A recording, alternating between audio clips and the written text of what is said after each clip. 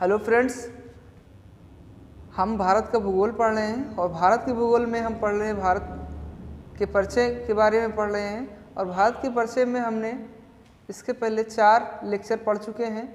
पहले लेक्चर में हमने भारत की स्थिति को लेके बात की, जैसे भारत की स्थिति ग्लोब पे स्थित है और ग्लोब पे जो अक्षांश और देशांतर रेखाओं के मध्य स्थित है उसके बारे में चर्चा हमने किया। कर्क रेखा की क्या स्थिति है भारत में, उसके बारे में चर्चा किया।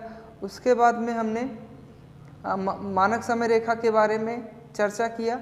उसके बाद में नेक्स्ट क्लास में हमने जो चर्चा किया, भारत के तटीय राज्य या तटीय सीमा के बारे में चर्चा किया, स्थलीय सीमा के बारे में चर्चा किया।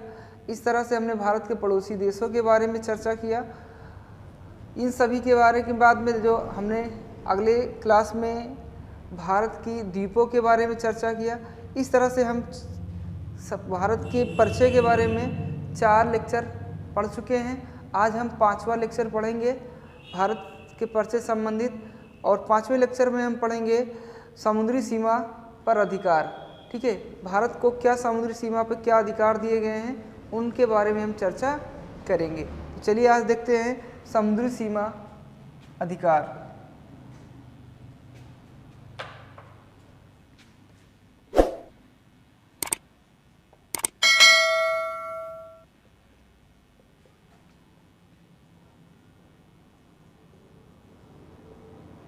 समुद्री सीमा अधिकार।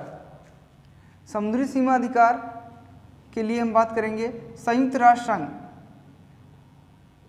संयुक्त राष्ट्र संघ, संयुक्त राष्ट्र संघ के द्वारा 1982 में, ध्यान रखिएगा, संयुक्त राष्ट्र संघ के द्वारा 1982 ईस्वी में एक समझौता हुआ। कई देशों के मध्य एक समझौता हुआ। संयुक्त राष्ट्र संघ के द्वारा 1982 ईस्वी में कई देशों के साथ एक समझौता हुआ, एक सभा की गई जिसमें एक समझौता हुआ। उस समझौता को नाम दिया गया अनक्लोज। एक समझौता हुआ कई देशों के मध्य, उस समझौता को नाम दिया गया अनक्लोज। उस समझौता को नाम दिया गया अनक्लोज। अनक्लोज का फुल फॉर्म है यूनाइटेड नेशन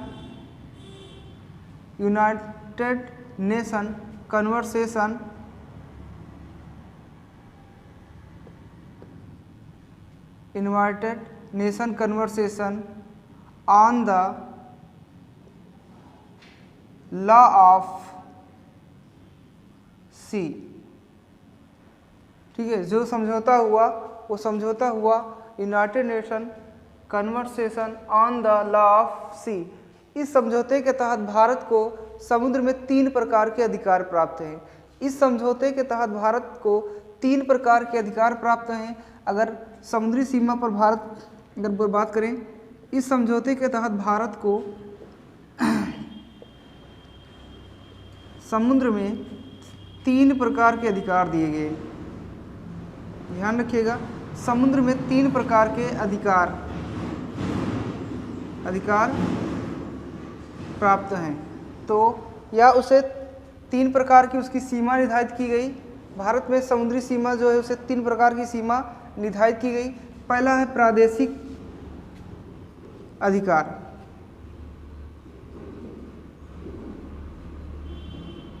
प्रादेशिक अधिकार। दूसरा है अविच्छिन्न मंडल।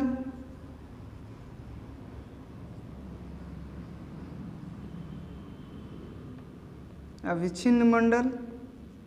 तीसरा है आपका अनय आर्थिक क्षेत्र।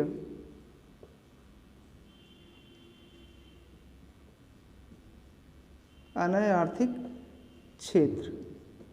तो ये 3 प्रकार के अधिकार जो है वो भारत को प्राप्त हैं। ये 3 प्रकार के अधिकार भारत को समुद्री सीमा के रूप में प्राप्त हैं।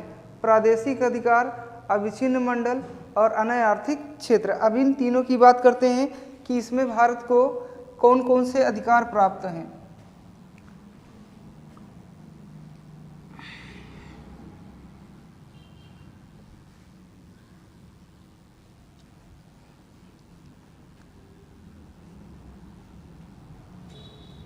अब बात करते हैं प्रादेशिक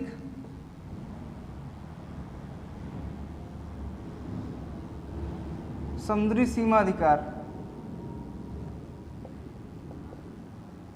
प्रादेशिक समुद्री सीमा अधिकार। अगर हम प्रादेशिक समुद्री सीमा अधिकार की बात करें तो देखिए, सबसे पहले आप ऐसे जान लीजिए कि भारत की जो तटीय क्षेत्र की सीमाएं हैं वो कुछ इस तरह हैं। अगर यहाँ पे देखें तो भारत का ये जो तटीय क्षेत्र है ये कटा फटा है।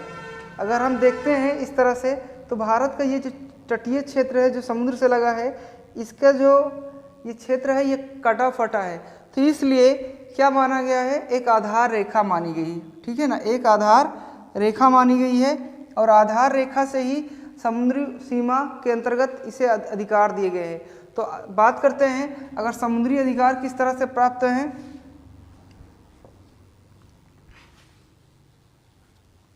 अगर हम बात करें समुद्री सीमा अधिकार तो आधार रेखा से, आधार रेखा से 12 समुद्री मील, आधार रेखा से 12 आधार रेखा से 12 समुद्री मील या इसको नॉटिकल मील में भी व्यक्त किया जा सकता है।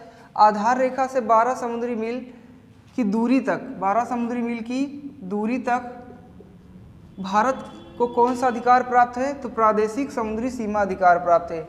इसमें भारत को संपूर्ण अधिकार प्राप्त है, यानी 12 आधार रेखा से 12 समुद्री मील तक भारत को संपूर्ण अधिकार प्राप्त है। इसके अंतर्गत वो 12 मील तक अपने हर एक तरह से हर एक चीज़ उसमें वो उपयोग में ला सकता है। तो ध्यान रखिएगा, भारत में प्रादेशिक समुद्री सीमा के अंतर्गत 12 मील तक संपूर्ण अधिकार है। उसमें यानी 12 मील तक वो कुछ भी वहाँ पर वो कर सकते हैं। इस तरह के अधिकार भारत को दिए गए हैं। इसके अलावा हम बात करें, दूसरा है अविच्छिन्न मंडल। दूसरा जो अधिकार है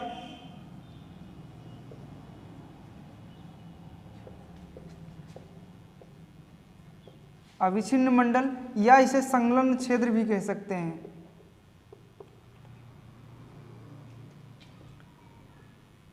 संलग्न क्षेत्र भी कहते हैं। तो समुद्री सीमा में भारत को जो दूसरा अधिकार दिया गया समुद्र में, उसको नाम दिया गया है अविच्छिन्न मंडल या संलग्न मंडल। तो इसके अंतर्गत भारत को 3 प्रकार के अधिकार दिए गए हैं। अविच्छिन्न मंडल या संलग्न क्षेत्र के अंतर्गत भारत को 3 प्रकार के अधिकार दिए गए हैं। पहले ये जान लीजिएगा कि कितनी दूरी तक, तो आधार रेखा से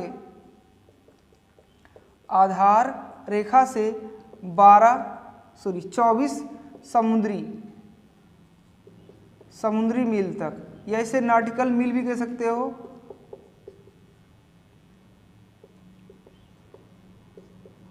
ठीक है ना, तो आधार रेखा से 24 समुद्री मील की दूरी तक जो है भारत को किस प्रकार का अधिकार है, तो अविच्छिन्न मंडल के अंतर्गत अधिकार दिया गया है। और इसके अंतर्गत इसे 3 प्रकार के अधिकार हैं। इसके अंतर्गत उसे 3 प्रकार के अधिकार दिए गए हैं। इसके अंतर्गत इसे 3 प्रकार के अधिकार दिए गए हैं। सबसे पहले बात करें तो साफ सफाई का अधिकार, साफ सफाई का अधिकार,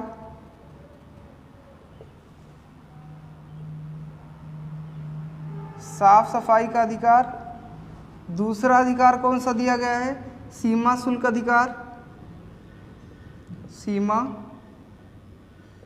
सीमा शुल्क अधिकार। तीसरा अधिकार कौन सा है, तो वित्तीय अधिकार।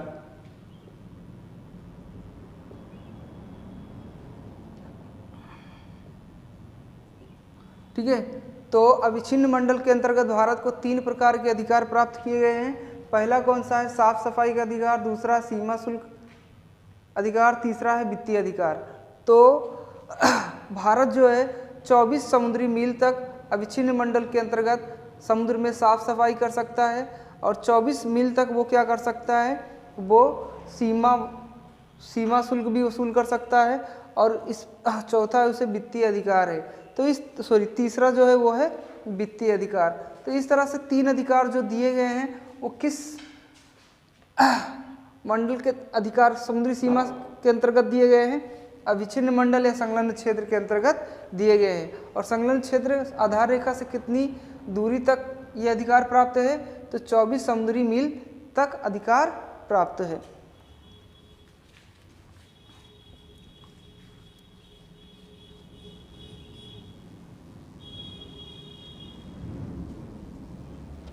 चलिए अब हम आगे बात करते हैं अन्य आर्थिक क्षेत्र की।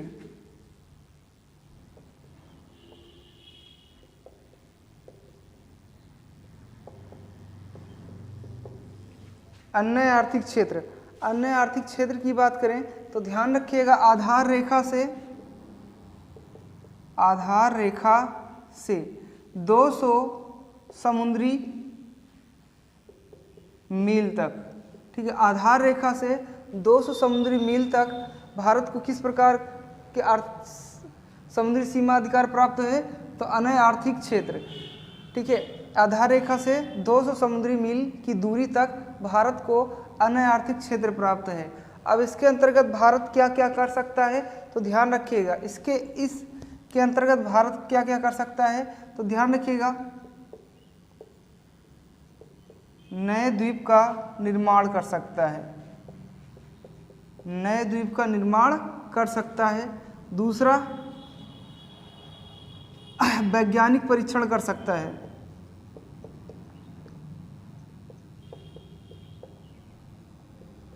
वैज्ञानिक परीक्षण कर सकता है। ध्यान रखिएगा 200 समुद्री मील की दूरी तक भारत क्या क्या कर सकता है? तो ध्यान रखिएगा नए द्वीपों का निर्माण कर सकता है, वैज्ञानिक परीक्षण कर सकता है, और तीसरा है प्राकृतिक दोहन कर सकता है,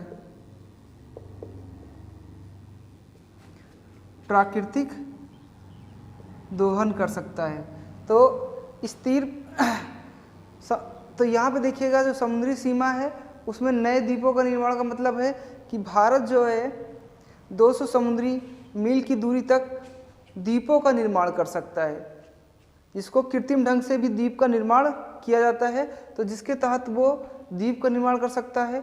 वैज्ञानिक परीक्षण मतलब जैसे समुद्र में कोई भी परीक्षण करना हुआ तो कितनी दूरी तक भारत कर सकता है? तो 200 समुद्री मील तक दूरी तक कर सकता है। प्राकृतिक दोहन, प्राकृतिक दोहन का मतलब है जैसे ईंधन, ठीक है ना, ईंधन के अंतर्गत प्राकृतिक दोहन में आपको पेट्रोलियम, गैस, ये सब प्राकृतिक दोहन के अंतर्गत आएंगे। तो वो भारत कहाँ तक, कितनी दूरी तक इनका दोहन कर सकता है प्राकृतिक दोहन तक? तो 200 समुद्री मील तक। यहीं पे देखिएगा मुंबई द्वीप के आसपास में एक क्षेत्र है जिसको मुंबई हाई के नाम से जाना जाता है। मुंबई हाई के नाम से जाना जाता है। और यहाँ पे क्या होता है, देश का सर्वाधिक पेट्रोलियम उत्पादक क्षेत्र है ये, ध्यान रखिएगा, देश का सर्वाधिक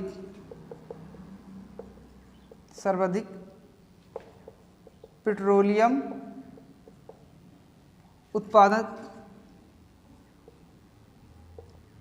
उत्पादन क्षेत्र, वह देश का सर्वाधिक उत्पादन क्षेत्र कहाँ से होता है? पेट्रोलियम उत्पादन, तो हो जाएगा मुंबई से लगभग कितने परसेंट? तो लगभग 65%।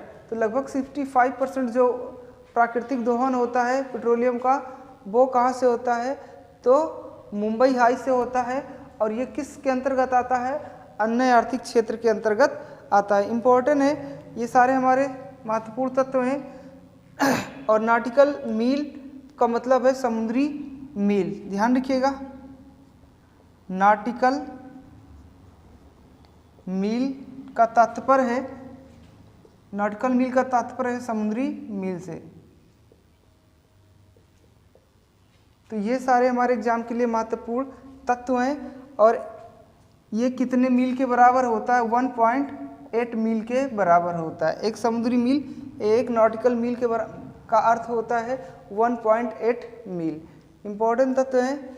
तो यहाँ से आपके भारत के जो स्थिति और विस्तार से संबंधित तत्व थे समाप्त होते हैं। इतना आपके एग्ज़ाम के लिए